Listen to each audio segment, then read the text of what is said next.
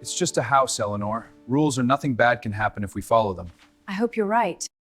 This is fiction inspired by historical events. All characters and locations are imaginary. No real persons are depicted.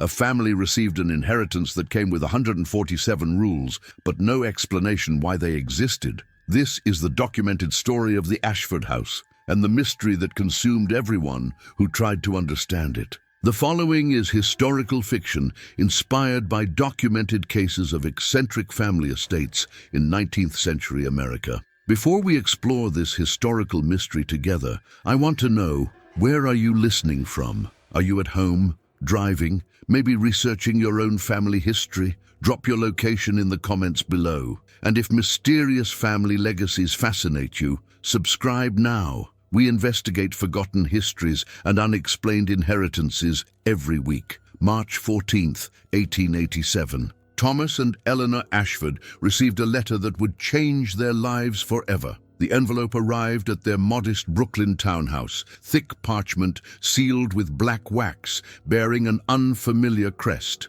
The handwriting was elegant but hurried, as if the writer had been racing against time. Thomas broke the seal while Eleanor watched from the doorway, her hand instinctively moving to the small swell of her belly. She was 4 months pregnant with their second child. Their daughter Margaret, barely 7 years old, played with wooden blocks in the corner, oblivious to the moment that would reshape their lives. The letter was from a law firm in Millbrook, Massachusetts, a town Thomas had never heard of, representing a relative he'd never met. "Dear Mr. Thomas Ashford," the letter began, "it is with solemn duty that we inform you of the passing of your great-uncle, Silas Ashford, on the 28th of February, 1887. As his sole living heir, you have been named inheritor of his estate, including the full property known as Ashford House and all its contents." Thomas read the words again and again. An inheritance, a house, an estate. For a man who worked 16-hour days as a printing press operator, whose wife took in laundry to supplement their meager income, whose daughter wore dresses patched 3 times over, this letter was nothing short of providence. Eleanor crossed the room, reading over his shoulder. Her eyes widened. "Thomas, is this real?" He examined the letterhead. Embossed, professional, legitimate. The signature at the bottom belonged to one Harrison Blackwell, attorney at law. "It appears so," Thomas whispered. We own a house, Eleanor, a real house." 3 weeks later, on April 7th, 1887, the Ashford family boarded a northbound train from Brooklyn to Massachusetts. Thomas had arranged leave from his position, unpaid, but his supervisor had been understanding. Eleanor packed their belongings into 2 large trunks and 3 carpet bags, everything they owned in the world. Margaret pressed her face against the train window, watching the landscape transform from bustling city streets to dense forests and rolling hills. The further north they traveled, the more isolated the terrain became. According to the detailed directions provided by attorney Blackwell, Ashford House stood approximately 8 miles outside Millbrook proper, accessible only by a private road that wound through thick woodland. The train deposited them at Millbrook Station just before dusk. The platform was nearly deserted, just a tired-looking station master and a family of 4 waiting for the southbound connection. Thomas approached the station master, a weathered man in his 60s with deeply lined features. "Excuse me, sir, we're looking for transportation to Ashford House. Do you know where we might hire a carriage?" The station master's expression shifted instantly. His eyes narrowed and he took a step backward. "Ashford House," the man repeated slowly. "You're going to Ashford House?" "Yes," Eleanor interjected, stepping forward with Margaret's hand clasped in hers. "We've inherited the property. We're the new owners." The station master removed his cap, twisted it between his hands. When he spoke again, his voice had dropped to barely above a whisper. "Ma'am, sir, I don't know what you've been told about that place, but we've been told it's our property," Thomas interrupted firmly. "Now, is there transportation available or not?" The station master sighed deeply. He pointed down the road. "Samuel Tucker runs a livery service about half a mile that way. He might take you for the right price." Samuel Tucker was a burly man in his 40s,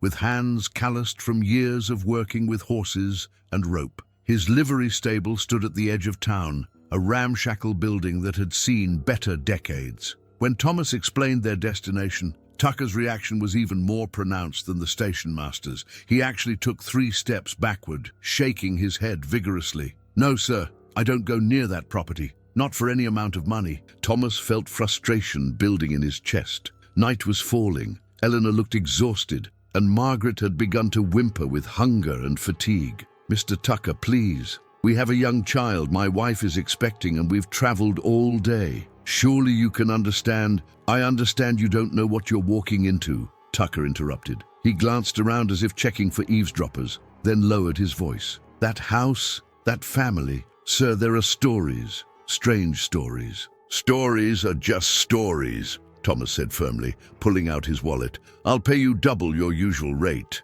Tucker hesitated. "Triple," Thomas added desperately. Finally, Tucker nodded slowly. "Triple rate. But I'm taking you to the gate, not the house itself, and I'm leaving before full dark." "Understood, understood." They loaded their belongings into Tucker's largest wagon. The horses, 2 aging mares, seemed nervous, stamping and snorting as Tucker hitched them to the traces. As they rolled out of town, Tucker finally broke his silence. "The Ashford family has owned that property for over 100 years, he began, his eyes fixed on the darkening road ahead. Old Silas was the last of them, lived there alone for the past 30 years, ever since his wife passed." "How did she pass?" Eleanor asked softly. Tucker's jaw tightened. "An accident in the house. At least, that's what was reported." "What do you mean, reported?" Thomas demanded. "There were questions," Tucker said carefully. "But Silas had money, had influence. The magistrate ruled it accidental, and that was that." The wagon turned onto a narrow dirt road, barely wide enough for the vehicle. Trees closed in on both sides, ancient oaks and elms that formed a dense canopy overhead, blocking out the dying light. Margaret whimpered and buried her face in Eleanor's skirts. "There's more," Tucker continued, his voice dropping. "People who worked at that house. Servants, groundskeepers. They'd leave after just weeks. Some wouldn't even collect their final wages, just packed up and ran." "Why?" Eleanor whispered. Tucker was silent for a long moment. "They said there were rules, dozens and dozens of rules, and old Silas, he enforced them absolutely, no exceptions, no questions." "Rules about what?" Thomas pressed. Tucker pulled the wagon to a stop. Ahead, through the gloom, they could see iron gates, tall, imposing, covered in rust and creeping vines. "This is as far as I go," Tucker announced. "The house is about half a mile up that drive." As Thomas and Eleanor unloaded their belongings, Tucker spoke one final time. "My grandmother worked at Ashford House when she was young, 60 years ago, maybe more. Before she passed, she told me something I've never forgotten." He leaned down from the driver's seat, his face grim in the fading light. "She said the Ashfords didn't make rules to protect the house. They made rules because they were terrified of something they'd done generations before. What it was, she never knew. Or maybe she knew and wouldn't say." Before Thomas could respond, Tucker snapped the reins and the wagon lurched forward, turning in a wide arc and heading back down the road at alarming speed. Within moments, the sound of hoofbeats faded completely. The Ashford family stood alone at the gates, surrounded by darkening forest, with only the distant cry of crows breaking the heavy silence. Thomas pushed open the iron gates. They groaned on rusted hinges, the sound echoing through the trees. The driveway was overgrown, grass pushing up through cracked gravel, weeds climbing knee-high along the edges. Clearly, no one had maintained this property in years. They walked in silence, Thomas carrying 2 bags, while Eleanor managed the remaining luggage with one hand, keeping Margaret close with the other. The house emerged gradually from the gloom, first as a dark shape, then as distinct features became visible in the dying light. Ashford House was enormous, 3 stories tall, built in the federal style with symmetrical windows and a central entrance flanked by columns. But age and neglect had transformed elegance into something foreboding. Paint peeled from the clapboards in long strips. Several windows on the upper floors were boarded over. The wraparound porch sagged in places, and the front steps looked treacherous. "My God," Eleanor breathed. "Thomas, how could anyone live here alone?" It was a valid question. The house must have contained at least 20 rooms, possibly more. For one elderly man to inhabit such a space, Margaret began to cry softly.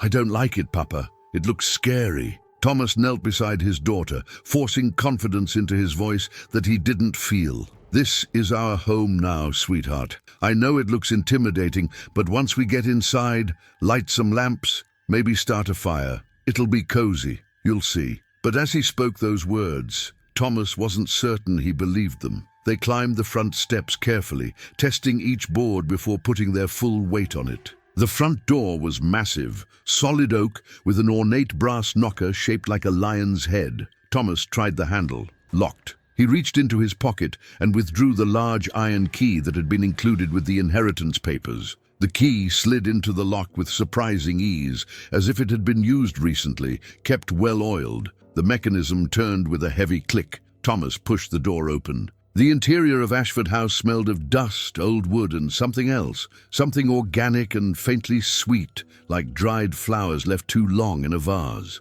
Thomas felt along the wall inside the entrance and found what he was looking for, a small table with an oil lamp and matches. He struck a match and lit the lamp. Warm light spread through the entrance hall, revealing a space far grander than anything the Ashford family had ever inhabited. A wide central staircase led to the upper floors, its banister carved from dark walnut. Crystal chandeliers hung from the ceiling, their prisms catching the lamplight and throwing dancing reflections across the walls. Portraits lined the hallway, severe-looking men and women in formal dress, their expressions stern and unyielding. "It's magnificent," Eleanor whispered, and it was. Despite the layer of dust coating every surface, despite the cobwebs in the corners and the musty smell, the house's former glory was undeniable. Thomas set down his bags and ventured further inside, lamp held high. To the left, a formal parlor filled with furniture covered in white sheets. To the right, what appeared to be a library or study, shelves lining every wall from floor to ceiling. Straight ahead, past the staircase, a corridor led deeper into the house, toward what Thomas assumed would be the kitchen and service areas. "Let's get Margaret settled," Eleanor suggested. "We can explore properly in the morning. Right now, we all need rest." Thomas nodded. They climbed the stairs, Eleanor holding Margaret's hand tightly, Thomas leading with the lamp. The second-floor hallway stretched in both directions, doors lining each side. Thomas opened the first door on the right and was relieved to find what appeared to be a well-appointed bedroom, a four-poster bed, dresser, wardrobe, and even a small fireplace. "This will do for tonight," he said. While Eleanor helped Margaret prepare for bed, Thomas returned downstairs to retrieve the rest of their luggage. As he passed through the entrance hall, something caught his eye. On the table where he'd found the lamp, there was a thick, leather-bound book he hadn't noticed before. It was large, perhaps 12 inches tall and 8 inches wide, with a strap and clasp holding it closed. Thomas set down the lamp and picked up the book. It was heavy, the leather worn smooth with age and handling. Embossed on the cover, in gold letters that had faded but remained legible, were 3 words: Household Regulations, Ashford Family. Thomas's breath caught. He remembered Samuel Tucker's words. They said there were rules, dozens and dozens of rules. His fingers moved to the clasp, but before he could open it, Eleanor's voice called from upstairs. "Thomas, can you bring up the bag with Margaret's nightclothes?" Thomas set the book down, making a mental note to examine it later. He gathered the remaining luggage and climbed the stairs. Margaret fell asleep almost immediately, exhausted from the journey. Eleanor lay beside her, stroking their daughter's hair, while Thomas sat in a chair near the window, staring out at the darkened grounds. The forest pressed close to the house on all sides. In the moonlight, he could just make out the shapes of what might have been gardens once, overgrown now, wild and untended. "What do you think Tucker meant?" Eleanor asked quietly. "About the family being terrified of something they'd done?" Thomas was silent for a long moment. "Probably nothing. Rural superstition. You know how people in small towns can be. They create mysteries where none exist." And the servants who left. Perhaps Silas was difficult to work for. Perhaps he had impossibly high standards. Wealthy old men often do. Thomas turned from the window. "Eleanor, I know this place is intimidating, but it's ours. Do you understand what that means? No more cramped rooms, no more worrying about rent. Margaret can have her own bedroom, multiple bedrooms if she wants. And when the baby comes," he moved to the bed, sitting on the edge, This is our chance at a better life." Eleanor reached up and touched his face. "I know, and I'm grateful. Truly, it's just this house feels so heavy, like it's carrying weight we can't see." Thomas forced a laugh, but it sounded hollow even to his own ears. "It's old and unfamiliar. Give it time. In a few weeks, this will feel like home." But as he spoke, he wasn't certain either of them believed it. Thomas couldn't sleep. While Eleanor and Margaret dozed beside him, he lay awake, listening to the house. And the house was not silent. Old buildings make noises, he knew that. Wood expanding and contracting with temperature changes, pipes settling, the wind against windows and walls. But the sounds he heard seemed almost purposeful, creaking that mimicked footsteps in the hallway, a door that seemed to close somewhere on the upper floor, wind through the eaves that carried an almost vocal quality. At some point past midnight, Thomas finally gave up on sleep. He rose carefully, not wanting to wake his wife and daughter, and pulled on his trousers and shirt. He needed to see that book, The Household Regulations. Taking the oil lamp from the bedside table, he made his way downstairs. The entrance hall looked different in the dead of night. The portraits seemed to watch his every movement. Shadows played tricks on his eyes. The leather-bound book was still there, exactly where he'd left it. Thomas picked it up and carried it to the library he'd glimpsed earlier. The room was lined with thousands of books, leather-bound volumes on every conceivable subject. A large desk stood near the window, with a comfortable chair behind it. Thomas settled into the chair, set the lamp on the desk, and opened the book. The first page was filled with elegant handwriting, dated 1789, nearly 100 years earlier. These regulations have been established for the proper maintenance and orderly function of Ashford House. They must be followed precisely, without exception or alteration. Adherence to these rules ensures the continued prosperity and security of the Ashford family. The entry was signed, Jonathan Ashford, Patriarch. Thomas turned the page. What followed was a list, but not just any list. A comprehensive, detailed, almost obsessive catalogue of rules governing every aspect of household life. Rule 1. The front door must be locked and bolted every night precisely at sunset, no exceptions. All residents must be inside by this time. Rule 2. The door to the cellar must never be opened between the hours of midnight and dawn. Access during daylight hours requires the presence of at least 2 adult family members. Rule 3. The northwest bedroom on the 3rd floor must remain locked at all times. The key must be kept by the head of household and never duplicated. Under no circumstances is this room to be entered. The rules continued, page after page after page. Rule 7. All windows on the 2nd floor must be counted and secured before retiring for the night. The count must be 14. If a different number is observed, leave the house immediately and do not return until daylight. Thomas felt unease spreading through his chest. 14 windows. Why would anyone need to count them? Rule 12. If voices are heard from within the walls or from sealed rooms, ignore them completely. Do not respond. Do not investigate. Continue with daily tasks as if nothing was heard. Rule 18. The kitchen fire must never be allowed to go out completely.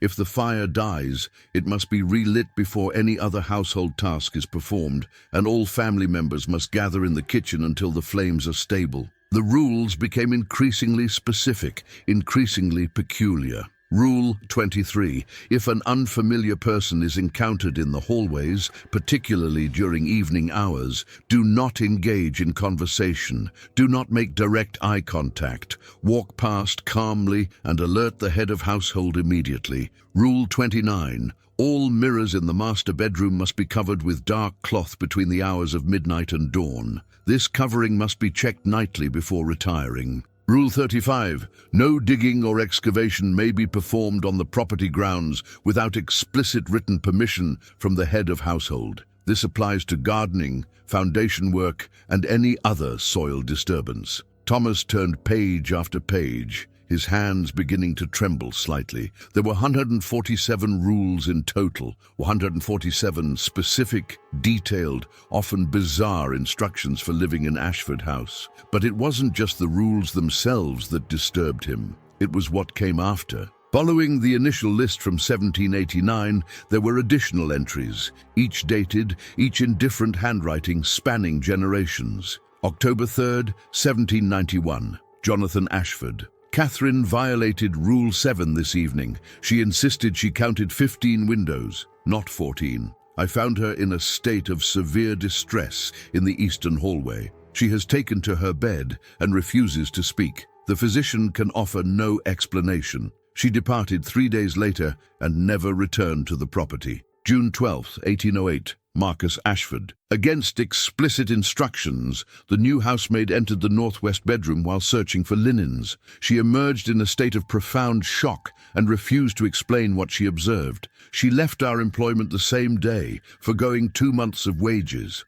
I've reinforced the locks on that door. December the 1st, 1835. William Ashford. My son Samuel believed the rules to be excessive superstition. He deliberately disregarded multiple regulations to prove they held no real significance. He fell gravely ill within days and never fully recovered. He moved to Boston shortly after and refuses all correspondence with the family. Thomas's hands were shaking now. He wanted to stop reading, to close the book and forget what he'd seen. But he couldn't. The entries continued, generation after generation. Every entry described someone breaking rules. Every entry described consequences, illness, psychological distress, accidents, unexplained departures. And at the very end, the most recent entry, dated February 27th, 1887, the day before Silas Ashford passed away. The handwriting was shaky, barely legible.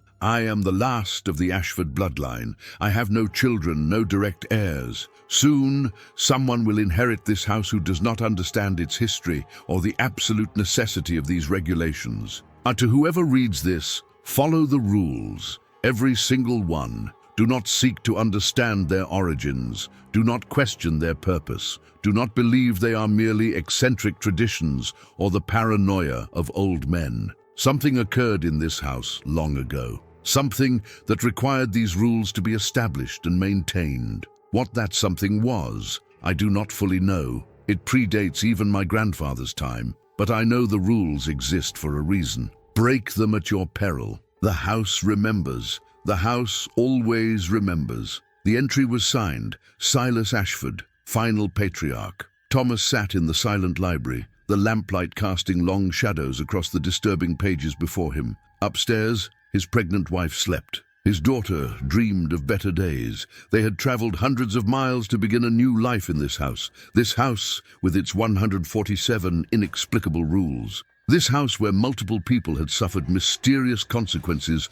over the course of a century. This house that Silas Ashford, in his final entry, warned about with such urgency. Thomas closed the book slowly. Tomorrow he would show Eleanor what he'd found. Tomorrow they would discuss what to do, whether to stay, whether to leave, whether to follow these bizarre instructions or dismiss them as the ravings of generations of eccentric wealthy men. But tonight, as he climbed the stairs back to the bedroom, Thomas made a decision. Just for tonight, just to be cautious, he would follow the rules. All of them. They had inherited the house. But they had not inherited the understanding of why these rules existed, and in the days to come, the Ashford family would discover that some inheritances carry obligations that transcend logic, reason, and understanding. What happened next would test their resolve, their sanity, and their commitment to building a new life in a house that demanded absolute obedience to rules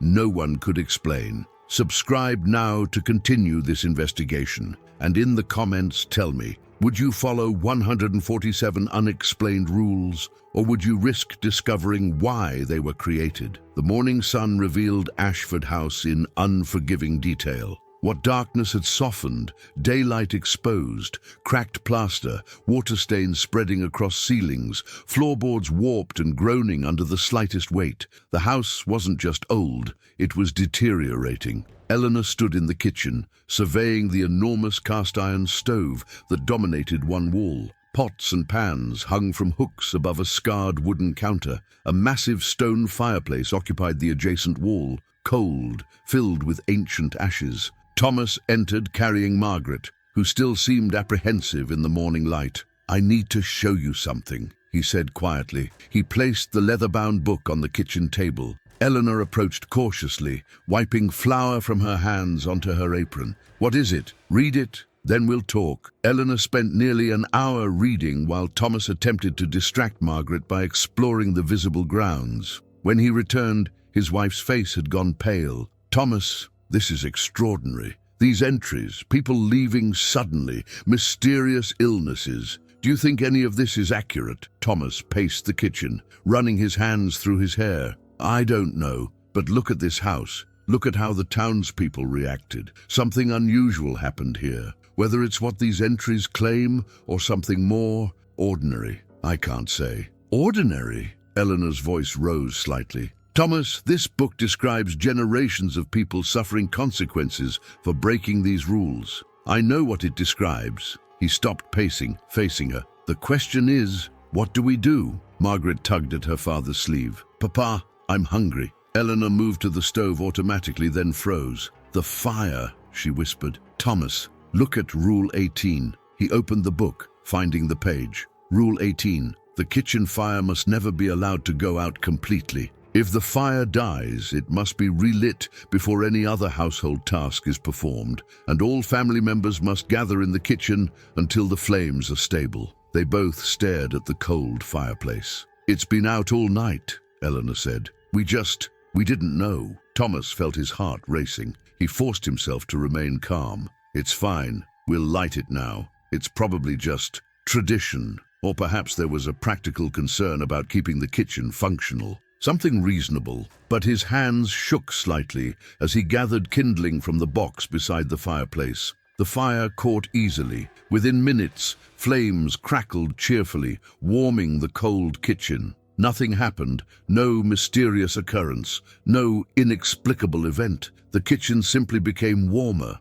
Eleanor exhaled slowly, almost laughing with relief. "You see, it's just old family tradition. Eccentric habits passed down through generations." Thomas wanted to believe her. The rational part of his mind insisted she was right, but something nagged at him, something about the way the house felt, the weight of the silence in certain rooms, the way shadows seemed to linger in corners. "Perhaps," he said finally, "but I think, just for now, we should follow the rules until we understand this place better." Eleanor nodded reluctantly. "Agreed. Better cautious than careless." They spent the day cleaning and organizing. Despite its decay, Ashford House contained treasures: fine china in the dining room cabinets, sterling silver flatware, crystal glassware worth more than Thomas earned in a year. The library alone housed thousands of volumes, first editions, rare manuscripts, leather-bound collections that would make any scholar weep with envy.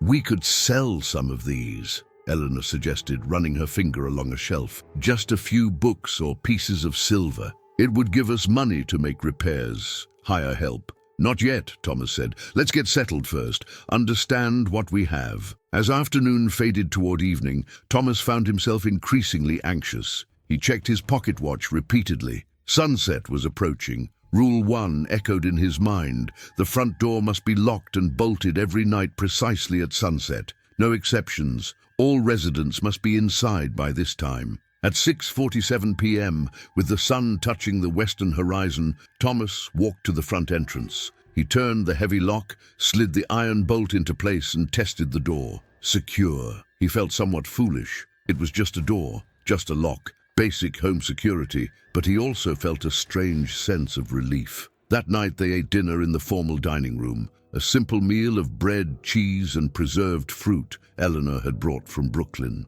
Margaret seemed more comfortable, chattering about the gardens she wanted to explore tomorrow, the room she wanted for her own bedroom. Children adapt quickly. Already, Ashford House was becoming familiar to her. Thomas envied his daughter's resilience. After putting Margaret to bed, Thomas and Eleanor retired to the master bedroom, a vast space on the second floor with an enormous four-poster bed, mahogany wardrobe, and a standing mirror nearly 7 feet tall. Eleanor approached the mirror, studying her reflection. "I look exhausted," she murmured, touching her face. Thomas remembered Rule 29. All mirrors in the master bedroom must be covered with dark cloth between the hours of midnight and dawn. Eleanor, wait! He crossed to the wardrobe, searching. Inside, he found what he was looking for, a large piece of black velvet cloth, carefully folded. What's that for? Eleanor asked. The mirror. The rules say it should be covered at night. Eleanor stared at him. Thomas, that seems excessive. It's just a mirror. I know, but humor me? Just until we're more comfortable here. Eleanor sighed, but nodded. Together they draped the black cloth over the mirror, securing it with pins. There, Thomas said. Now we can sleep. But sleep didn't come easily. Thomas lay awake, listening to the house. The creaking had intensified. What sounded like footsteps, but was surely just settling wood, paced the hallway outside their room. At one point, he heard what might have been wind through a crack somewhere, though it carried an almost vocal quality. Old houses make sounds. He knew that. Every structure has its acoustic peculiarities, especially buildings of this age and size. But the rational explanation didn't quite calm his racing thoughts. At 2:17 a.m., Thomas heard something that made his pulse quicken. His name, Thomas. A sound coming from somewhere in the walls, probably wind through a gap in the plaster,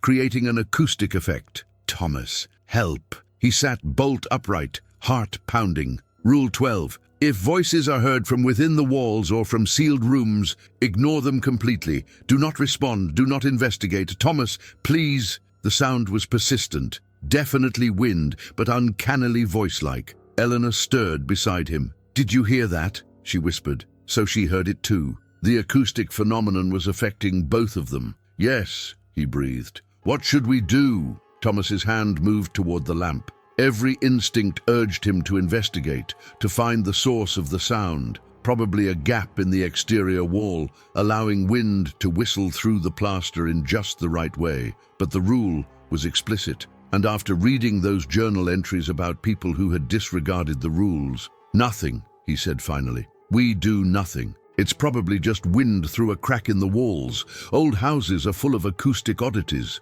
but it sounds so much like, I know. But Eleanor, the rules, we agreed to follow them. They lay in darkness, listening to the wind-created vocal effect, called Thomas's name again and again. Sometimes it seemed pleading, sometimes it had a desperate quality, sometimes it crescendoed unnervingly. It continued for nearly 40 minutes. Then, as suddenly as it began, it stopped. Neither of them slept well the rest of that night. Over the following week, the Ashford family established their patterns of living. Thomas explored every accessible room, cataloguing contents and assessing necessary repairs. The house required significant work, new plaster in several rooms, roof repairs, window replacements. But the bones of the structure were sound. Eleanor transformed the kitchen into a functional space, scrubbing decades of accumulation from surfaces, organizing the vast pantry that still contained preserved goods from Silas Ashford's final years, most still sealed and edible. Margaret claimed a bedroom on the second floor, smaller than the master suite, but charming, with windows overlooking the overgrown gardens. She spent hours watching birds and imagining the flowers that might grow if the gardens were restored. And every day, meticulously, they followed the rules. The front door locked precisely at sunset. The kitchen fire maintained constantly. Windows counted carefully each night. Always 14, thankfully. The northwest bedroom on the third floor left undisturbed. Its door locked, its contents unknown. But Thomas couldn't stop thinking about that room. Rule 3. The northwest bedroom on the third floor must remain locked at all times. The key must be kept by the head of household and never duplicated. Under no circumstances is this room to be entered. What was in there? Why was it so important that it remain sealed? What could possibly warrant such an absolute prohibition?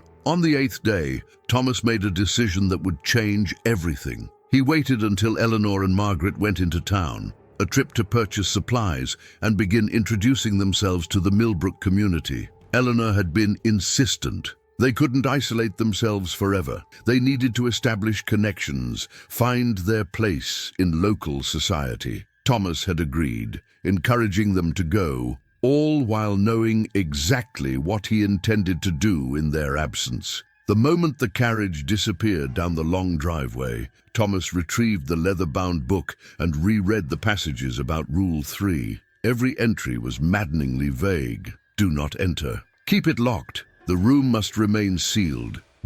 But sealed from what? Protecting what? Thomas climbed to the 3rd floor, a level they'd barely explored. The ceilings were lower here, the hallways narrower. Servants' quarters probably, though furnished far more comfortably than typical staff accommodations. The northwest bedroom door stood at the end of the corridor, heavy oak, reinforced with iron bands. 3 separate locks. Thomas had found the keys in Silas Ashford's desk, a ring of over 30 keys, each labeled in cramped handwriting. 3 were marked, Northwest room, never use. He held those keys now, weighing them in his palm. This is foolish, he thought. The rules exist for reasons, even if those reasons are just the paranoia of generations of isolated, wealthy eccentrics. But curiosity was a powerful force, and Thomas had never been good at leaving mysteries unsolved. What could possibly be in one room that warranted such extreme prohibition? The first lock opened with surprising ease.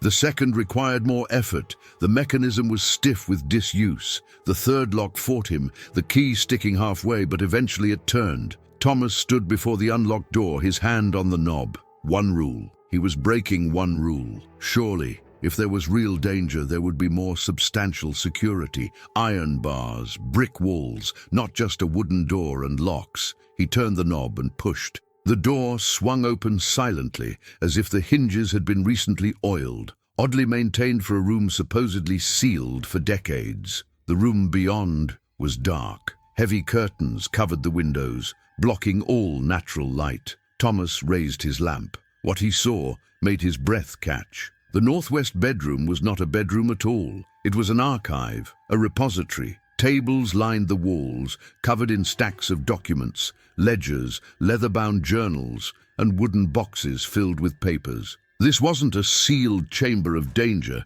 it was a sealed chamber of records. Thomas moved deeper into the room, lamp held high. Dust covered everything, undisturbed for what appeared to be many years. On one table, Thomas found journals dating back over a century. He opened the first one, dated 1783. It was a financial ledger, meticulous records of transactions, payments, investments. The Ashford family fortune documented in precise detail. But as Thomas leafed through, something became clear. Many of the transactions were questionable. Payments to government officials with no clear purpose listed. Large sums transferred with cryptic notations. Special arrangement, Boston matter. Discretion payment, municipal concern. Settlement, family incident. Thomas found another set of ledgers, these dating from the 1800s. More of the same. Payments that looked suspiciously like bribes. Transactions that appeared to be covering up scandals. Money changing hands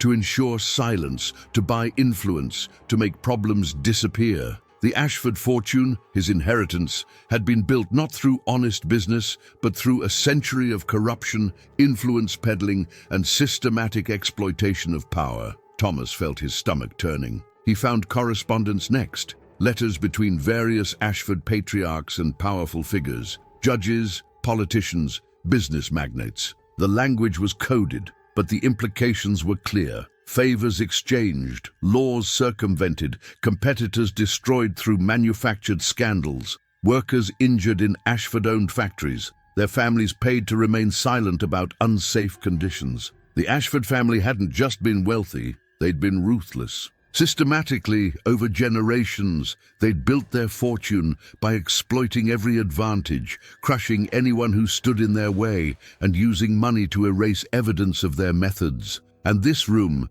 this sealed, forbidden room, contained the documentary evidence of it all. Thomas understood now why the room had to remain locked, not because of danger, but because of shame. The Ashfords had sealed away proof of their own corruption. Generation after generation adding to the archive, but never destroying it, perhaps from some vestigial sense of accountability, or perhaps because the documents were insurance against each other. And now it all belonged to Thomas. He moved to leave, to seal the room again, and never speak of what he'd found, when his foot kicked something, a metal box, sending it sliding across the floor with a metallic scraping sound. The sound echoed in the enclosed space. Thomas froze. Then from somewhere below, from deep in the house, he heard a corresponding sound. A door opening, footsteps, real footsteps, not the settling of old wood. Someone was in the house. Thomas extinguished his lamp immediately,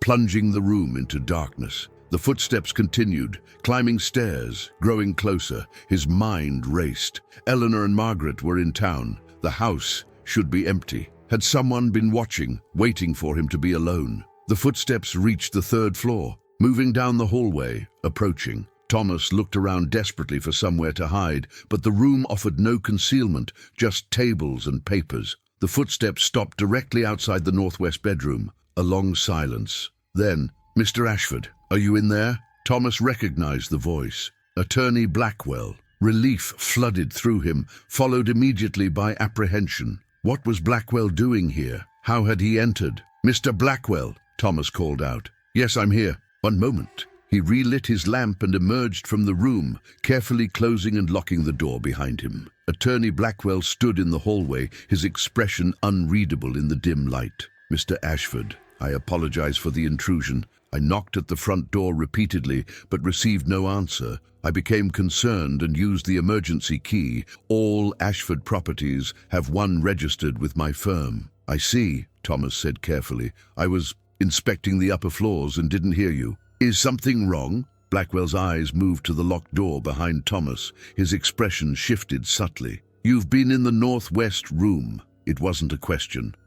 Yes, I was curious about what—" "That room is sealed for very specific reasons, Mr. Ashford." Blackwell's voice was cold now. "Reasons that should have been obvious from the household regulations. I found financial records, correspondence, evidence of—" Thomas trailed off. "Evidence of how your family built their fortune," Blackwell finished. "Yes, every wealthy family has such records, Mr. Ashford. The question is whether they're wise enough to keep them private." "You knew what was in there?" "Of course I knew. My firm has managed Ashford affairs for 3 generations. We've always known." Blackwell stepped closer. "The question is, what do you intend to do with that knowledge?" Thomas met the attorney's gaze. "I don't know yet." "Then allow me to clarify your options." Blackwell's tone was businesslike now. "Those documents implicate not just the Ashford family, but dozens of other prominent families and officials, many of whom are still living, still powerful. If those records became public, people would face consequences for their actions," Thomas interrupted. "People would face scandal," Blackwell corrected. "Most of the actual crimes are too old to prosecute. But the reputations of dozens of families would be destroyed, including yours. You'd become associated with a legacy of corruption. Your children would carry that stain forever." Thomas felt trapped. The attorney was right. Exposing the contents of that room would harm innocent descendants more than it would punish the guilty. "So the room stays sealed," Thomas said slowly, "and we all pretend the past never happened. That's generally how society functions, Mr. Ashford. We move forward. We don't excavate every skeleton from every closet." After Blackwell left, extracting a promise that Thomas would not enter the room again or discuss its contents, Thomas sat alone in the kitchen, staring at the fire. He understood now why the rules existed. They weren't about supernatural protection or paranoid superstition. They were about enforced forgetting, the locked door, the covered mirrors, the isolation from the outside world after sunset, the prohibition on digging in the grounds, probably because earlier Ashfords had buried evidence there as well. Every rule was designed to help the family avoid confronting their own history, to maintain ignorance, to live in the house without having to acknowledge what that house represented. And now Thomas had a choice. Follow the rules, maintain the secrets, benefit from a fortune built on corruption and exploitation, or break free, leave it all behind, but condemn his children to poverty in the process. When Eleanor and Margaret returned that evening, Thomas said nothing about what he'd discovered. He locked the front door at sunset. He maintained the kitchen fire. He covered the mirrors before bed. He followed all 147 rules because he didn't know what else to do. The weight of secrets can be heavier than any supernatural curse. And sometimes the most haunting thing about a house isn't what happened there, but what we choose to forget. Subscribe to continue this investigation. In Chapter 3, the Ashfords will discover they're not the only ones interested in the secrets of Ashford House. 2 weeks into their residence at Ashford House, the Ashfords received an unexpected visitor. It was a cold October morning when a carriage arrived, far finer than any vehicle Thomas had seen in Millbrook. The horses were thoroughbreds, the carriage itself polished to a gleaming black shine. A driver in formal livery opened the door, and a man in his 50s emerged, distinguished-looking, with silver hair and the bearing of someone accustomed to authority. Thomas met him at the front door, suddenly conscious of his work clothes and the dust in his hair from morning repairs. "Mr. Thomas Ashford?" the man inquired. "Yes, and you are?" "Bernard Whitmore." The man extended a gloved hand. "From Boston. I believe Attorney Blackwell mentioned my family's claim against this estate." Thomas's blood went cold. He remembered the letter Blackwell had mentioned during his visit, something about a debt claim. Yes, please come in." They sat in the formal parlor, Eleanor joining them after Thomas called for her. Margaret was safely upstairs, occupied with her books. Bernard Whitmore wasted no time with pleasantries. "My family has documentation showing that Silas Ashford owed us substantial sums, $14,000 to be precise, money advanced for various business ventures that were never repaid." $14,000, Eleanor gasped. The sum was staggering, equivalent to 15 years of Thomas's previous salary. "We're prepared to be reasonable," Whitmore continued. "We understand you've only recently inherited the property. We're willing to accept repayment over time, or alternatively, we could accept settlement in the form of property assets." Thomas's mind reeled. They had no such money. Even selling the house's contents would take months and would leave them with nothing. "May I ask," Thomas said carefully, "why your family advanced such large sums to my great-uncle? What were these business ventures?" Whitmore's expression remained neutral, but Thomas caught a flicker of something, calculation, in his eyes. "Private matters, investments that unfortunately didn't yield the expected returns. The specific details aren't relevant to the debt itself." "I think they're very relevant," Thomas pressed. "I've recently learned that my great-uncle engaged in questionable business practices. If your family's investment was part of those practices..." "Careful, Mr. Ashford." Whitmore's voice had gone cold. "You're suggesting my family participated in illegal activities. I'm suggesting that perhaps this debt isn't quite what it appears to be." A long silence followed. Finally, Whitmore stood. "You have 60 days to produce payment or negotiate settlement. After that, we'll be forced to pursue legal remedies, which could include seizure and sale of this property." He moved toward the door, then paused. "And Mr. Ashford, I strongly advise against making unfounded accusations about my family's business dealings. Slander is actionable." After Whitmore left, Eleanor turned to Thomas with wide eyes. "What did you mean about his family's investment? What have you learned?" Thomas realized he'd said too much, but he couldn't lie to his wife. He told her everything: the Northwest Room, the documents, the century of corruption and influence peddling that had built the Ashford fortune. Eleanor listened in growing horror. "So this inheritance, everything we own, it was all obtained through..." "Yes," Thomas finished quietly, "through exploitation and bribery and worse. And now this Whitmore family is demanding payment for something related to those same activities?" "It appears so, though I don't know the specific connection yet." Eleanor stood, pacing the parlor. "Thomas, we need to understand what's really happening here. That man didn't seem like someone collecting a legitimate debt. He seemed like someone protecting something." Thomas nodded slowly. His wife was perceptive. "I think you're right, and I think whatever he's protecting is connected to those sealed documents." That evening, after Margaret was asleep, Thomas returned to the forbidden room. He knew he'd promised Blackwell not to enter it again, but circumstances had changed. If the Whitmore family was using a fabricated debt to force his hand, he needed to understand why. This time, he knew what he was looking for: any documents related to the Whitmore name. It took 3 hours of searching through decades of papers, but he finally found it. a leather portfolio labeled Whitmore Arrangement, 1851-1873. Inside were letters, contracts, and financial records documenting a 22-year relationship between the Ashford and Whitmore families. As Thomas read, the truth emerged like a developing photograph. The Whitmore family had operated a private sanitarium in Boston,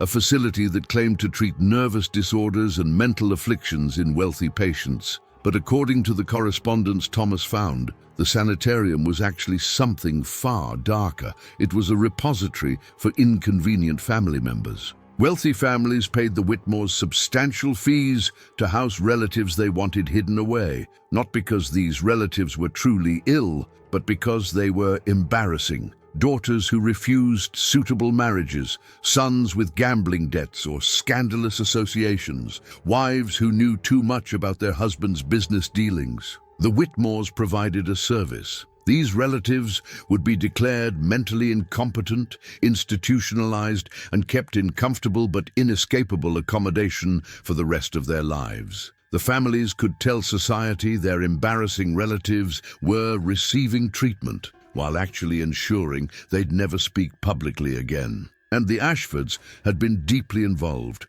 providing legal services, paying off officials who might investigate, using their political influence to ensure the Whitmore Sanitarium maintained its medical license despite lacking any actual medical oversight. Thomas found payment records showing the Ashfords had received substantial fees for these services, percentages of what the Whitmores earned from desperate families seeking to hide their scandals. But the arrangement had ended abruptly in 1873. Thomas found a terse letter from his great-great-uncle to Dr. Edmund Whitmore. "Your recent methods have become unconscionably dangerous. We can no longer provide legal protection for your establishment. Our association is terminated immediately. Consider our previous arrangements nullified." What methods? What had the Whitmores done that was too much even for the corrupt Ashfords? Thomas found his answer in a newspaper clipping tucked between letters from a Boston paper dated August 1873.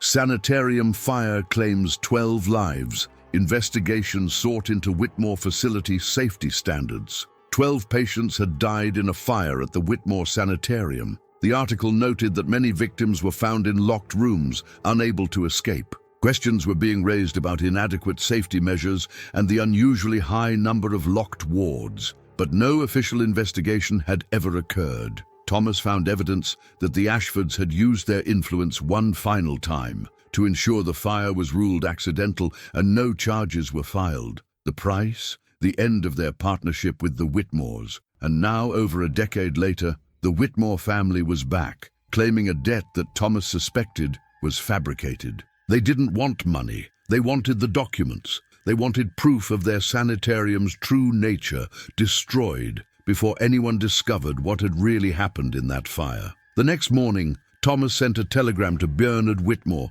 requesting an urgent meeting. Whitmore arrived that same afternoon, his expression carefully neutral. This time, Thomas didn't invite him inside. They spoke on the front porch, with Eleanor listening from just inside the doorway. "I've reviewed historical records related to my family's business associations," Thomas began, "including your family's sanitarium in Boston." Whitmore's jaw tightened almost imperceptibly. "That facility closed years ago. It's irrelevant to the current matter." "Is it? Because I believe your so-called debt claim is actually an attempt to gain access to documents stored in this house. Documents that prove your family's sanitarium was essentially a private prison for wealthy families' inconvenient relatives, and that 12 people died in a fire because they were locked in rooms with no possibility of escape." Whitmore's carefully controlled expression cracked slightly. "You're making serious accusations based on, what? Your great-uncle's personal papers?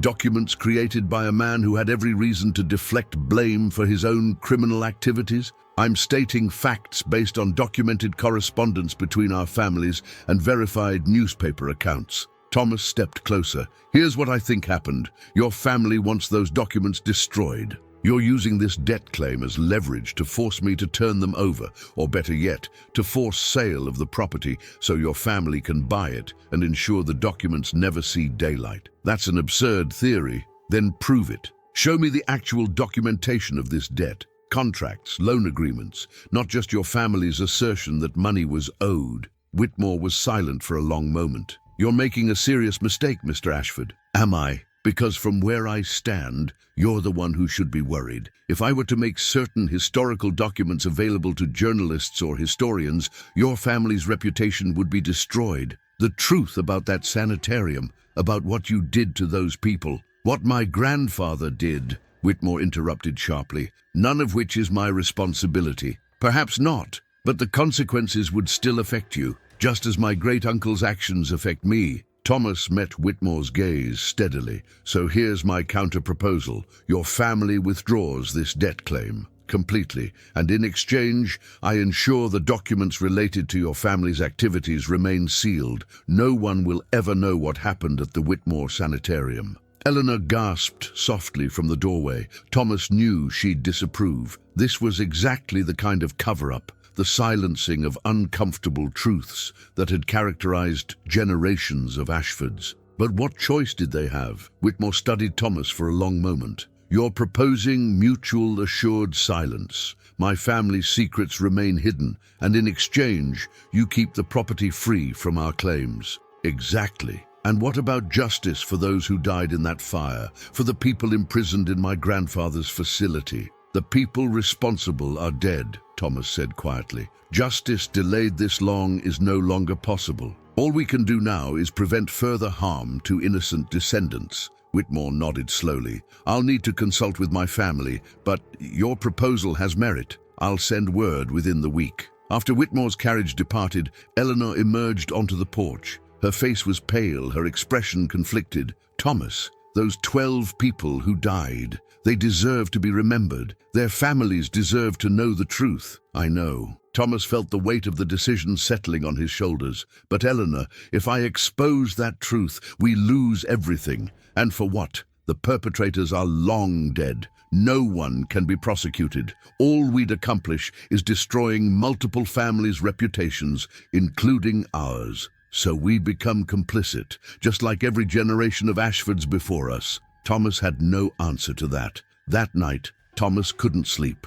He stood in the library, surrounded by thousands of books that represented the Ashford family's accumulated knowledge and culture, all purchased with money obtained through corruption. Everything in this house was tainted. The silverware, the artwork, the crystal chandeliers. Even the roof over their heads existed because generations of Ashfords had exploited others and hidden their crimes. And now he was perpetuating that pattern, choosing silence over truth, choosing his family's comfort over justice for people who died over a decade ago. But what was the alternative? Expose everything, lose the house, return to Brooklyn with no job, a pregnant wife, a young daughter, and a reputation as the descendant of criminals. Watch his children grow up in poverty, always associated with scandal, or maintain the silence. Follow the unspoken rule that wealthy families had always followed. Protect your own, hide your sins, and move forward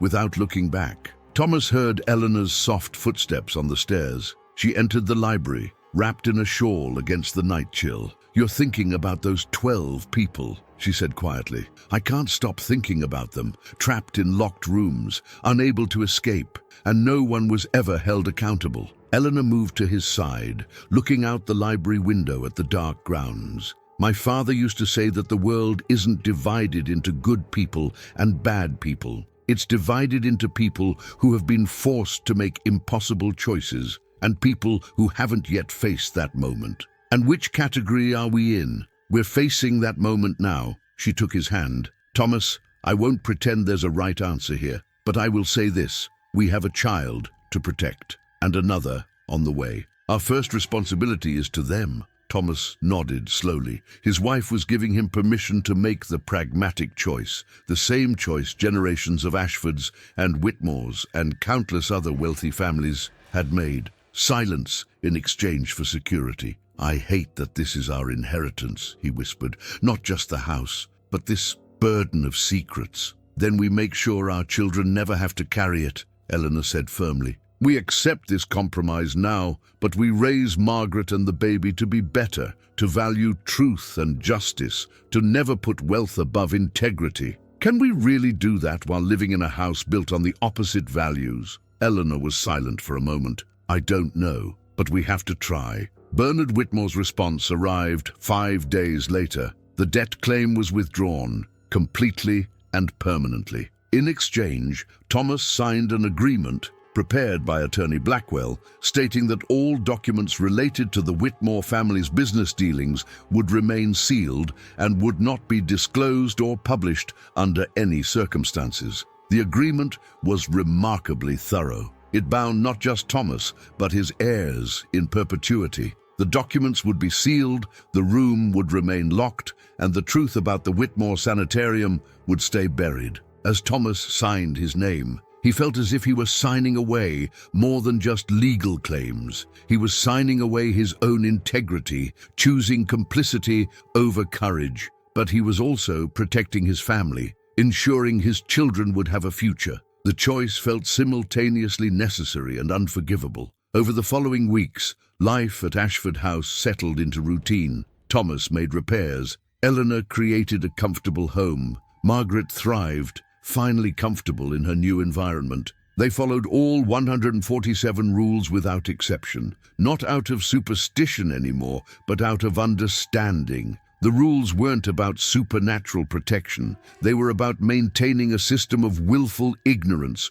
about creating barriers between the house's residents and its dark history. Lock the doors at sunset to maintain isolation from outside scrutiny. Never open the cellar at night, because who knows what other secrets might be buried in the foundations. Keep the northwest room sealed to avoid confronting documentary evidence of family crimes. Cover the mirrors to avoid seeing your own complicity reflected back. Every rule was a mechanism for avoiding truth, and Thomas followed them all because he'd made his choice. He'd chosen his family's security over historical justice. He'd become another in a long line of Ashfords who valued comfort over integrity. But late at night, when the house was silent and Eleanor slept beside him, Thomas would lie awake thinking about those 12 people who died in the Whitmore sanitarium fire, locked in rooms, unable to escape. Their deaths ruled accidental, and now their story would remain untold.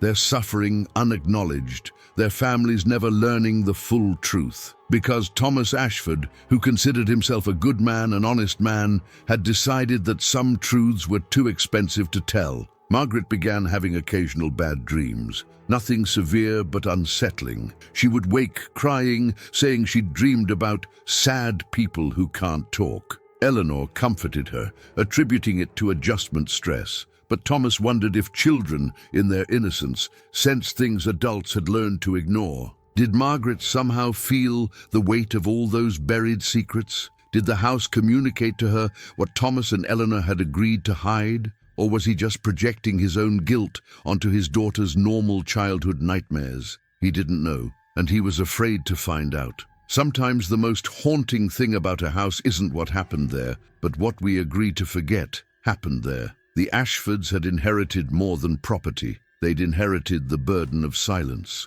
And as they would soon discover, some silences grow heavier with time. Subscribe to continue this investigation. In Chapter 4, the Ashfords will learn that secrets, no matter how carefully buried, have a way of demanding acknowledgement. November arrived cold and grey. The forest surrounding Ashford House transformed into stark silhouettes against overcast skies. Inside, the family had achieved something resembling normalcy. If normalcy could exist in a house built on generations of concealed wrongdoing, Thomas had begun cataloguing the library's extensive collection, discovering first editions and rare manuscripts worth substantial sums. Eleanor, now 6 months pregnant, had transformed several rooms into comfortable living spaces. Margaret had adjusted completely, exploring the grounds with childhood fearlessness, collecting leaves and acorns for her nature collection. To any outside observer, the Ashfords were thriving in their inherited estate.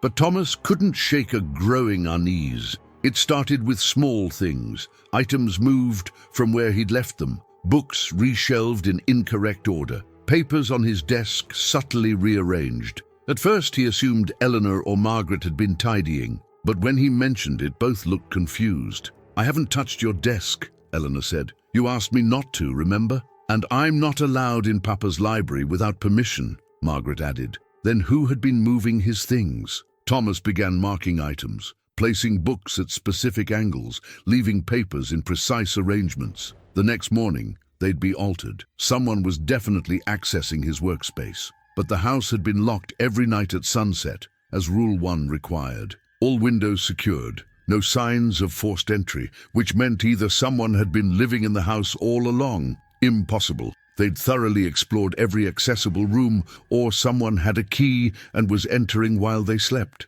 Thomas began staying up late, sitting in darkness in the library, watching for any sign of intrusion. On the third night of his vigil, at approximately 2:30 a.m., he heard it, the distinct sound of the front door opening, but he'd locked that door himself at sunset. He'd checked it twice before retiring. How could anyone? Footsteps in the entrance hall, soft, careful, but unmistakable. Thomas moved silently to the library doorway, staying in shadow. A figure moved through the entrance hall, a man, middle-aged, dressed in worker's clothes, carrying a small lantern. He moved with the confidence of someone familiar with the space, heading directly toward the hallway that led to Silas Ashford's former study. Thomas emerged from the library. "Who are you? How did you get in here?" The man froze, then slowly turned. His face was weathered, expression guarded. "Mr. Ashford, I apologize for the intrusion." "That doesn't answer my questions. Who are you and what are you doing in my house?"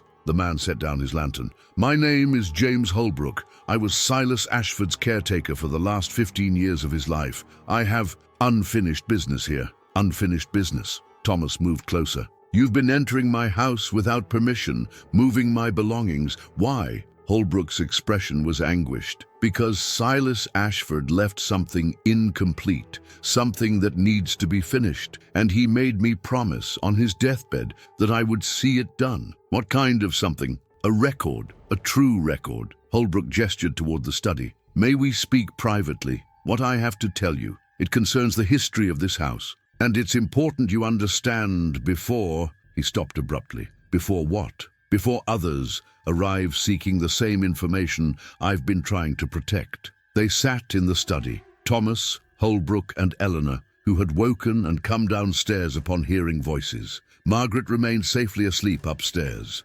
Holbrook spoke slowly, choosing his words carefully. "I came to work for Silas Ashford in 1872. I was young, needed employment, and the pay was generous. For the first few years, my duties were ordinary: groundskeeping, maintenance, assisting Mr. Ashford with daily tasks as he aged. But something changed," Eleanor prompted. "In 1880, Mr. Ashford began a project. He called it the accounting. He spent years going through old family documents, letters, financial records. He was trying to document every wrong the Ashford family had committed over the past century." Thomas felt his stomach tighten. Why would he do that? Conscience, I think. He was the last of his line. No children. He knew when he died, the truth would die with him, unless someone recorded it. Holbrook leaned forward. "Mr. Ashford wasn't a good man, Mr. Thomas. He'd participated in many of the family's corrupt dealings, but near the end of his life,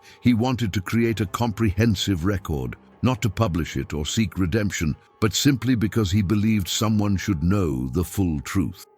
"Where is this record now?" Thomas asked. "That's what I've been trying to protect. It's hidden in this house." Mr. Ashford created an extremely detailed document: names, dates, amounts, descriptions of every corrupt act, every person harmed. He hid it somewhere on the property and told me only that it was where the family began. "Where the family began?" Eleanor repeated. "What does that mean?" "I don't know. I've been searching for 5 years. After Mr. Ashford's death, I continued coming here periodically, looking for wherever he concealed this accounting, because he also warned me, if certain families discovered it existed, they would do anything to destroy it." Thomas thought of the Whitmore family, their eagerness to claim the property, their willingness to fabricate a debt claim. "Do you think the Whitmores know about this document?" Holbrook nodded grimly. I know they do. Bernard Whitmore came to see Mr. Ashford several times in the months before his death. They argued. I overheard one conversation where Mr. Whitmore demanded to know where the master document was hidden. Mr. Ashford refused to tell him. So the debt claim, Eleanor said slowly, wasn't about money at all. It was about gaining access to the house to search for this accounting. Exactly. And when you reached an agreement with them, they probably assumed you didn't know about the document. They're likely hoping the property will pass to someone more amenable to their interests eventually. Thomas stood, pacing the study. But why wouldn't Silas just destroy the document? If he knew it was dangerous, if he knew families would seek it? Because he believed it should exist, Holbrook said simply, even if it was never published, even if it remained hidden forever. He thought the truth should exist somewhere, recorded, preserved, as a testament to those who'd been harmed, as evidence that their suffering was real and documented, even if the world never learned of it. Eleanor spoke quietly. He created a memorial, a written memorial for victims who would never receive any other acknowledgement. Precisely, ma'am. Over the following days, Thomas, Eleanor, and Holbrook searched the house systematically. Where the family began could mean many things. The first room Ashfords had built, the oldest part of the structure, some location of symbolic importance. They examined every room accessible to them. They studied architectural plans Holbrook had found in Silas's papers. They looked for hidden compartments, loose floorboards, concealed spaces behind walls. Nothing. Perhaps it's not literally in the house, Eleanor suggested one evening. Perhaps where the family began refers to the property itself, the land. Thomas considered this. But the property has been in the family for over 100 years. Where would we even start looking? Holbrook had an idea. Mr. Ashford once mentioned an old root cellar, separate from the main house cellar,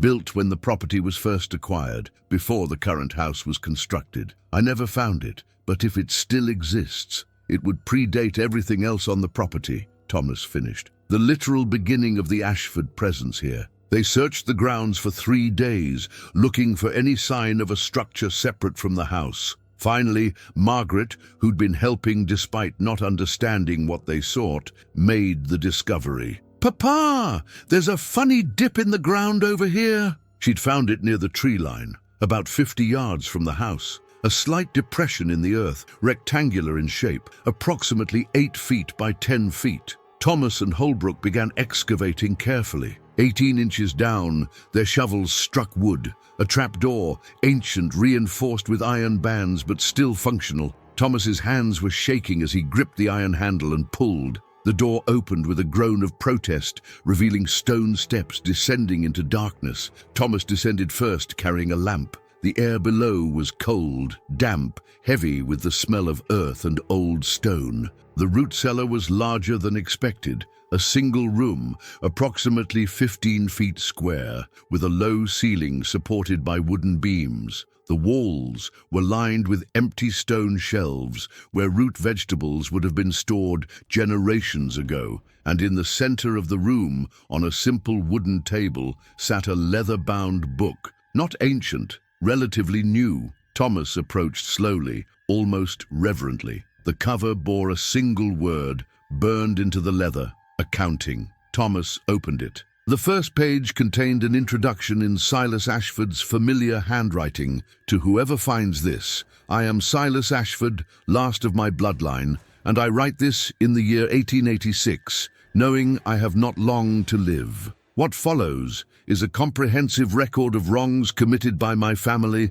over the course of nearly 100 years. I do not seek forgiveness. There can be no forgiveness for what we have done. I seek only to create a testament, to ensure that somewhere, somehow, the truth exists complete and unobscured." What followed was exactly what Holbrook had described. A meticulously detailed accounting of corruption, exploitation, and harm spanning 5 generations. Thomas read entries about workers injured in Ashford-owned factories. Their families paid pittances to sign away all legal claims. About business rivals bankrupted through manufactured scandals and false evidence. About political opponents removed from office through blackmail and bribery. He read about the partnership with the Whitmore Sanitarium and Silas's detailed knowledge of the 12 people who died in the fire, including their names, their ages, and brief descriptions of who they'd been before being institutionalized. Mary Henderson,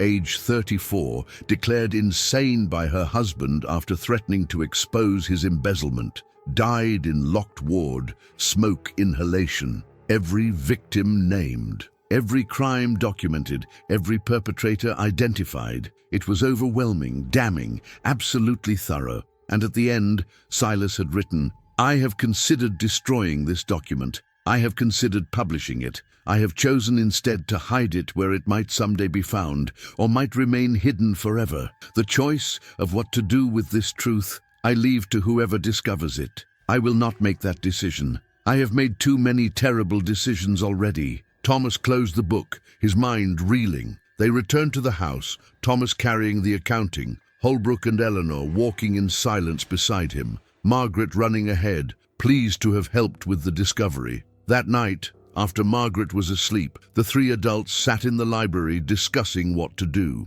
"We should publish it," Holbrook said immediately. "That's what Mr. Ashford would have wanted deep down, to expose the truth. But it would destroy multiple families," Eleanor countered. "Not just ours, the Whitmores certainly, but probably dozens of others mentioned in those pages." "They deserve to be exposed," Holbrook insisted. "Justice demands it." "Does it?" Thomas asked quietly. "Everyone responsible for these crimes is dead. We'd be punishing innocent descendants for the sins of their great-grandparents. But we'd also be honoring the victims," Holbrook said, "giving voice to people who were silenced, ensuring they're remembered." Thomas looked at his wife, then at Holbrook. "What if there's a middle ground? What if we create a way for the information to be preserved and eventually made available, but not immediately, not in a way that destroys current families?" "What do you mean?" Eleanor asked. "We could donate the accounting to a historical society or university archive with a sealed restriction. They would preserve it, but it wouldn't be opened for 50 years? 100? Long enough that everyone currently living would be gone, but the truth would still exist for future historians." Holbrook considered this. "That's not justice." "No," Thomas agreed. "It's not, but it's acknowledgement. It ensures the victims are documented, their suffering recorded, the truth preserved, just delayed." "Is delayed truth still truth?" Eleanor wondered. "I don't know," Thomas admitted. "But I think it's better than destroying the document entirely, and also better than destroying living families." They debated long into the night. Holbrook reluctantly agreed that Thomas's compromise had merit. The accounting would be preserved, but sealed for a generation, long enough to prevent immediate harm to descendants, but ensuring the historical record would eventually be complete. The following week, Thomas made arrangements with a university in Boston. The accounting would be donated to their historical archives, sealed for 50 years, with strict instructions that it be preserved but not accessed until 1937. Bernard Whitmore learned of this arrangement and attempted to intervene, but the university's lawyers were clear. Once donated, the document was beyond his reach. He would have to wait 50 years like everyone else. Holbrook departed satisfied that his promise to Silas had been fulfilled. The truth existed, preserved, waiting. Thomas and Eleanor remained at Ashford House, raising their children in a home whose full history was now documented, if temporarily sealed. But something had shifted. By searching for the accounting, by finding it, by making the choice to preserve rather than destroy or immediately publish, they had taken ownership of their inheritance in a way they hadn't before. They were no longer simply residents of Ashford House. They were stewards of its history, guardians of its secrets, and they bore that responsibility with full awareness of its weight. The 147 rules remained in force, not because of superstition or fear, but because they understood now that the rules represented something more profound than simple regulations. They represented the burden of historical memory, the difficulty of living with uncomfortable truths, the challenge of moving forward while acknowledging the past. The Ashfords had inherited a house, but more importantly, they had inherited a choice. how to honor truth while protecting the living, how to acknowledge the past while building a future. It was an impossible balance, and as they would soon discover, even the best intentions cannot fully escape the weight of history. Subscribe to continue this investigation. In Chapter 5, the final generation of Ashfords will face the consequences of every choice made before them.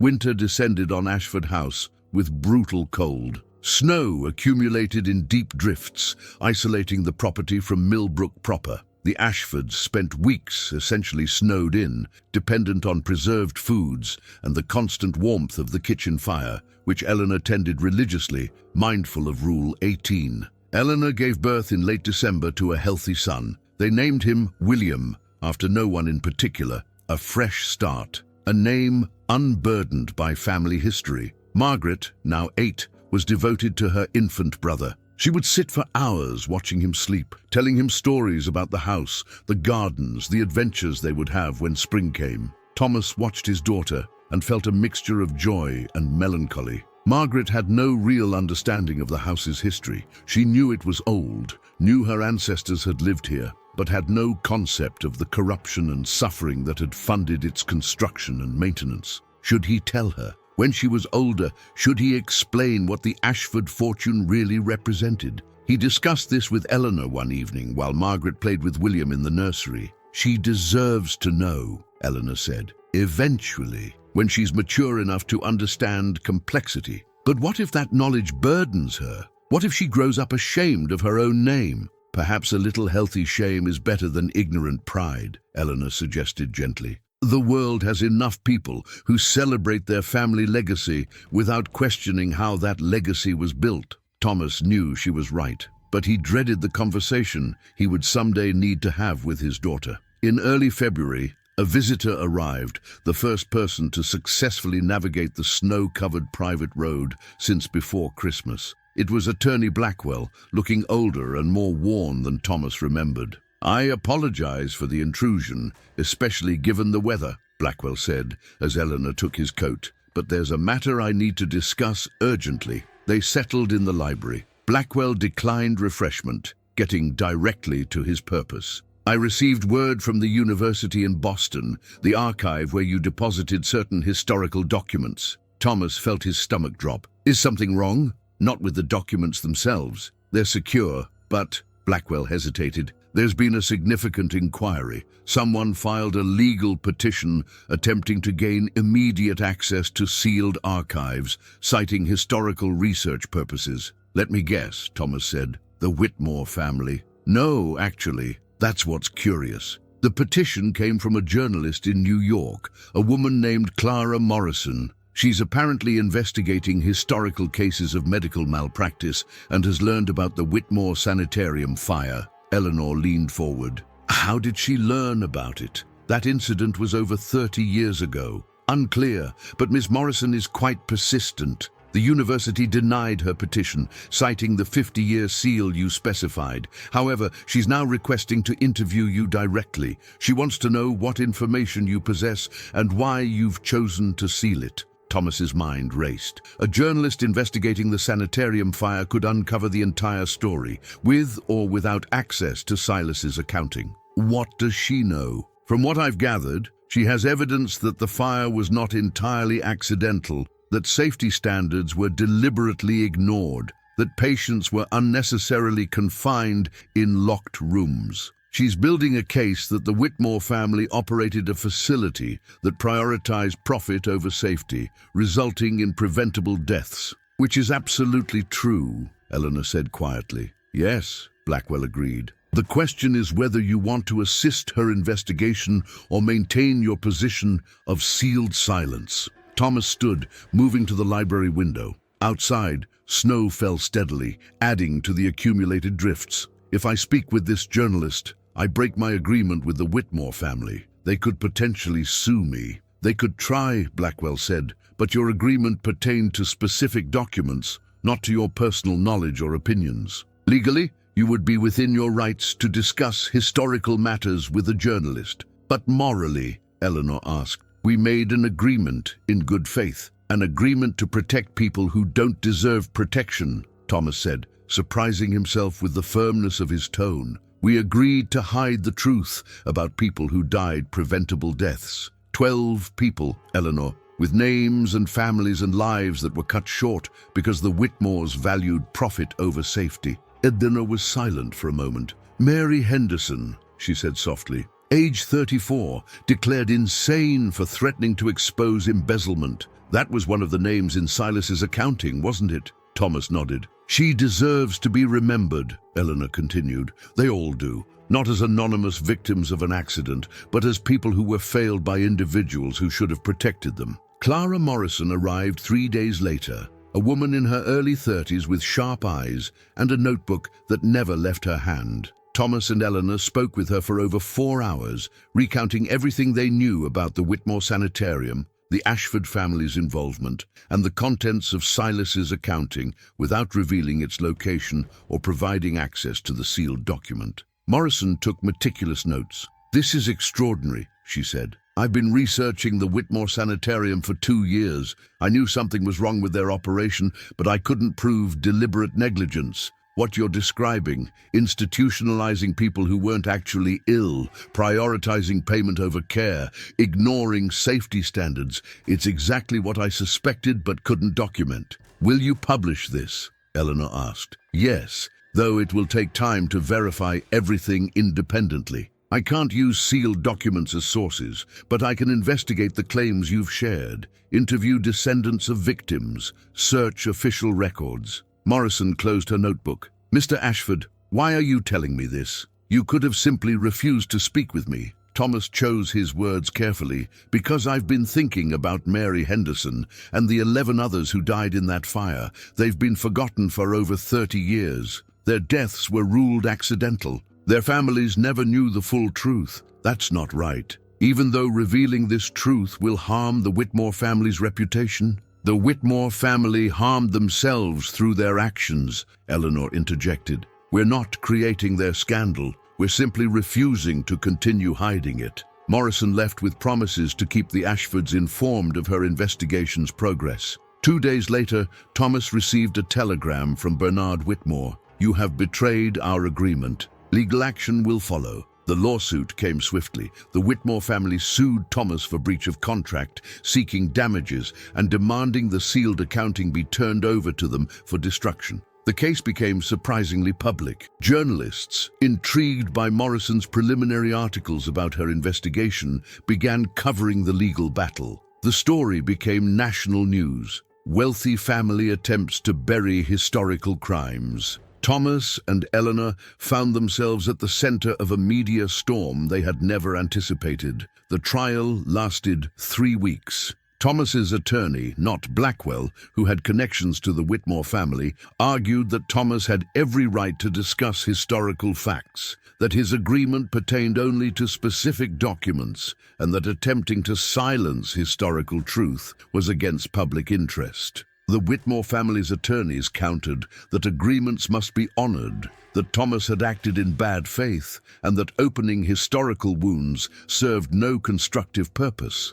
The judge ruled in Thomas's favor. The agreement was deemed overly broad and unenforceable in matters of historical truth. The sealed accounting would remain sealed according to its specified terms, but Thomas was free to discuss the matters it contained. More importantly, the judge stated in his ruling, "Truth, however uncomfortable, serves the public interest. The court will not enforce agreements designed primarily to conceal historical wrongdoing." The Whitmore family's reputation was devastated. Clara Morrison's fully researched article was published in a major New York newspaper detailing the sanitarium's true nature and the preventable fire that killed 12 people. Descendants of victims came forward with their own family stories, pieces of the puzzle that had remained private for decades. A memorial service was held in Boston, finally acknowledging the 12 who had died, Mary Henderson and 11 others.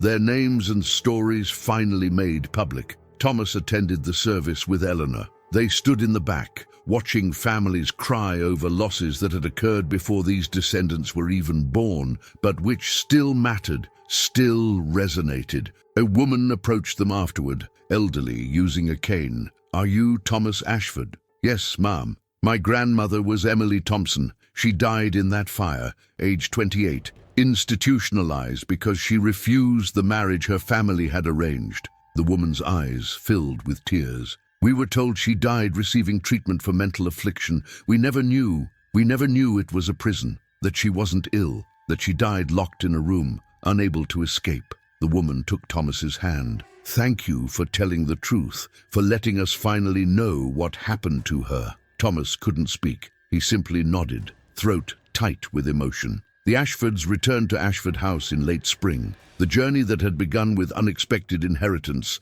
had transformed into something they never anticipated, becoming custodians not just of property, but of historical truth. The house looked different to Thomas now, still imposing, still aged and requiring constant maintenance, but no longer quite so heavy with unacknowledged secrets. Margaret, now 9, had been too young to fully understand the legal battle, but Eleanor had explained in age-appropriate terms. "Papa told the truth about something that happened a long time ago. Some people were angry about it, but telling the truth was the right thing to do." The 147 rules remained, written in the leather-bound book that still sat on the entrance hall table. But Thomas and Eleanor approached them differently now. Some rules they followed: locking doors for security, maintaining the kitchen fire for practical warmth, basic safety and maintenance practices that made sense. Other rules they questioned. The prohibition on entering certain rooms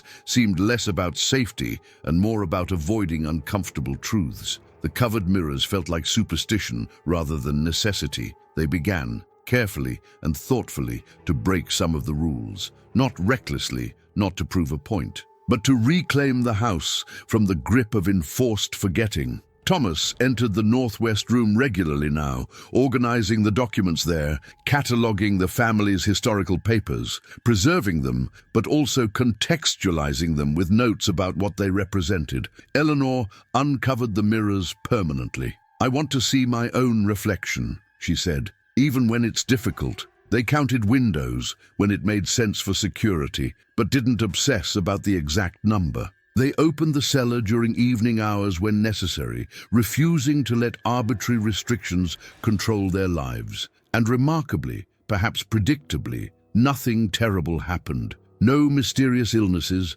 no unexplained accidents, no supernatural retribution. The house was just a house, old, expensive to maintain, filled with history both noble and shameful, but just a house. Years passed. Margaret grew into a thoughtful young woman who knew her family's history completely, the good and the terrible. William grew up hearing stories about the accounting and understanding that wealth always comes from somewhere, always has a cost that someone pays. Thomas eventually revealed the full contents of Silas's accounting to his children when they were old enough to understand. They read about every crime, every exploitation, every person harmed in the building of the Ashford fortune. "What should we do?" Margaret asked when she finished reading. She was 18, preparing to leave for university. "Should we give it all away? Try to make restitution?" Thomas had thought about this question for years. "I don't know if that's possible. The people directly harmed are all gone.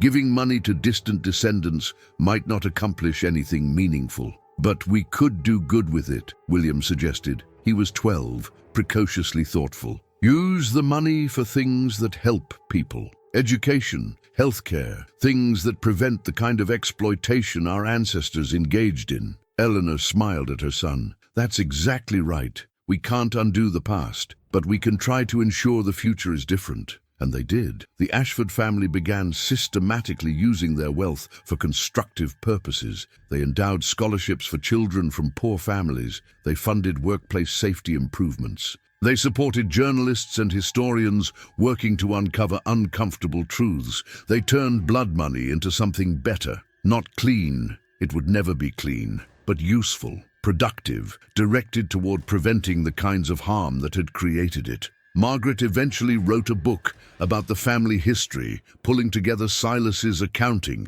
after the 50-year seal expired in 1937, contemporary news accounts, and her own family's experience. The book was titled The House of Ashford, A Family's Reckoning with Inherited Sin. It became required reading in several university history programs, not as an entertaining scandal, but as a serious exploration of how wealthy families built and maintained their fortunes in the 19th century, and how descendants could approach that legacy with honesty and responsibility. The Ashfords had inherited a house and rules and secrets, but they had transformed that inheritance into something else, a commitment to truth, even when truth was uncomfortable, a dedication to using inherited resources responsibly, and a determination to ensure the next generation understood both the benefits and the costs of everything they received. It wasn't redemption. The people harmed by previous generations of Ashfords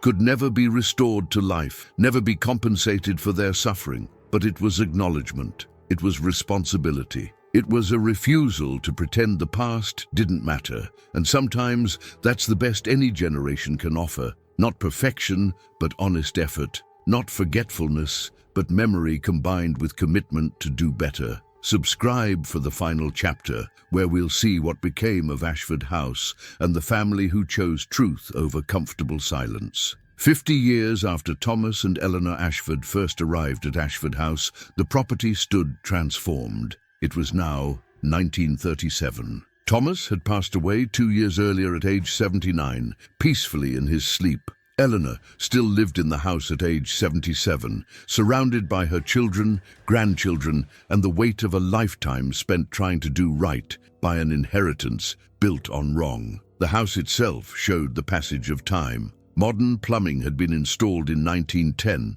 electricity in 1915, telephone lines reached the property in 1923. The forest that had once pressed close to the house had been partially cleared for gardens that Margaret, now 57 and living nearby with her own family, maintained with devoted care. But some things remained unchanged. The leather-bound book of 147 rules still sat on the entrance hall table, though now it was more museum piece than operational guide. The northwest room still contained historical documents, though they were now professionally archived and available to legitimate researchers by appointment, and the sealed accounting, Silas Ashford's comprehensive record of family crimes, was finally, after 50 years, open to the public. The formal unsealing ceremony took place at the university in Boston on a crisp October morning. Eleanor attended, supported by Margaret and William, now 49, a history professor at a different university. Journalists filled the room, historians, descendants of families mentioned in the accounting, even a Whitmore, Bernard's grandson, who had requested permission to attend. The university president gave a brief speech about the importance of historical preservation and the courage required to face uncomfortable truths. Then, with Eleanor's permission, he broke the seal on the archive box. For the next year, historians pored over Silas's accounting, cross-referencing it with other historical records, tracking down confirmation of claims, interviewing descendants of both perpetrators and victims. The resulting scholarship filled multiple books and academic papers. Silas had been extraordinarily thorough. His accounting provided documentation for dozens of cases of corruption, exploitation, and harm that had previously been poorly understood or entirely unknown. But something unexpected emerged from the research. Context. Yes, the Ashford family had engaged in extensive corruption and exploitation. But historians discovered they weren't uniquely terrible. Nearly every wealthy family of that era had similar histories. They'd just been better at destroying the evidence. The Ashford accounting became valuable, not because it exposed one uniquely evil family, but because it provided rare documentation of how wealth was actually accumulated in 19th century America. It became a primary source for understanding the systematic exploitation that had funded industrial development, urban expansion, and the creation of America's wealthy class. Multiple universities added the Ashford case to their curricula, not as a morality tale about one bad family, but as a window into how an entire economic system had functioned. The unsealing brought unexpected reconnections. Descendants of families mentioned in the accounting reached out to the Ashfords. Some were angry, some were grateful that their ancestors' suffering had finally been documented. Some simply wanted to understand their own family histories better. Eleanor met with many of them. Now in her late 70s, she listened to their stories, acknowledged their pain, and offered what comfort she could, knowing it was inadequate, but hoping it mattered nonetheless. One meeting particularly affected her. A young woman named Sarah Collins, great-great-granddaughter of Mary Henderson, the woman who had died in the Whitmore Sanitarium fire, requested a meeting. Sarah was 23, a recent college graduate, pursuing a career in social work. "I wanted to meet you," Sarah explained, as they sat in the Ashford House library, "because your family told the truth about mine. Without that, I would have grown up believing my great-great-grandmother died being treated for mental illness. I would have carried that stigma, that fear that I might have inherited some genetic mental condition. And instead,"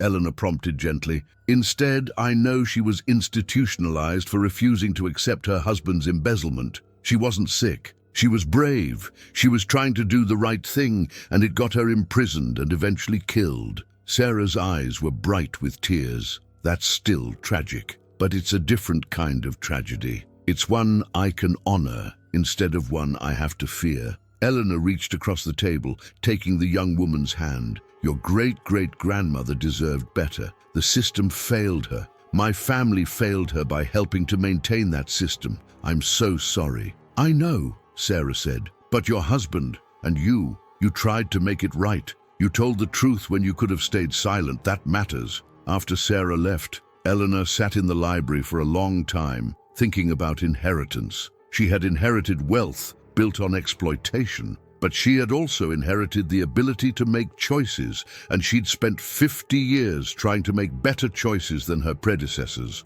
Was that enough? Could it ever be enough? She didn't know. But it was all anyone could do. Acknowledge the past, take responsibility for the present, and try to leave something better for the future. On Eleanor's 80th birthday, the family gathered at Ashford House for a celebration. Margaret and William, 7 grandchildren, 4 great-grandchildren, the youngest just 6 months old. After dinner, Eleanor made an announcement. "I've been thinking about the rules, the 147 rules that governed this house for over 100 years. Margaret smiled. "We don't follow most of those anymore, Mother." "I know, and that's good. Most of them were never about safety or practical concerns. They were about maintaining willful ignorance, about creating barriers between ourselves and uncomfortable truths. So, why bring them up now?" William asked. Eleanor stood slowly, moving to the entrance hall. The family followed. She picked up the leather-bound book of household regulations, the tome that had once seemed so important, so inviolable. "I think it's time to write a new rule, the final rule." She opened the book to the last page,